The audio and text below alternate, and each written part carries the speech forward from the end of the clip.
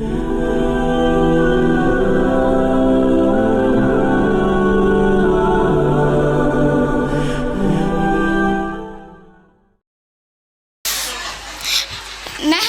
నసొల్లి అలా రసూలిల్ కరీం.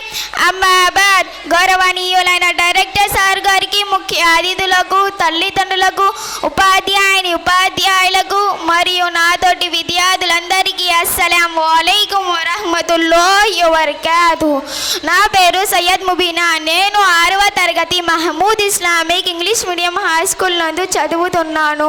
ఈరోజు నేను పరిశుభ్రత గురించి నాకు తెలిసిన విషయాలు మీకు తెలియజేస్తున్నాను. ఆరోగ్యమే మహాభాగ్యం అన్నారు పెద్దలు. మనం ఆరోగ్యంగా ఉండాలంటే మన చుట్టూ ఉన్న పరిసరాలను పరిశుభ్రంగా ఉంచాలి. అన్ని సంపదల కన్నా ఆరోగ్య సంపదే చాలా గొప్పది. మంచి ఆరోగ్యానికి మించిన సంపద ఈ ప్రపంచంలో వేరొకటి లేదు. స్వచ్ఛ భారత్ వల్ల మన దేశం అవుతుంది సుస్థ భారత్. స్వచ్ఛ భారత్ కోసం కృషి చేద్దాం. స్వచ్ఛ భారత్పై జీవిద్దాం. ప్రాచీన కాలంలో మనుషులు దృఢంగా ఉండడానికి కారణం వారు ఆరోగ్యంగా ఉండడమే. ముందు కాలంలో ప్రజలు తక్కువ సమయంలో అనారోగ్యాలు ఉండేవారు.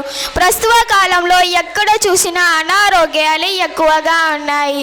ముందు కాలంలో చెట్లు ఎక్కువగా ఉండి మంచి గాలితో ఆరుబయట వాతావరణం ఆహ్లాదంగా ఉండేది. ప్రస్తుతం అలా లేదు. చెట్లు లేక గాలి లేక ప్రజలు అనేక రోగాలతో ఇబ్బందులు పడుతున్నారు.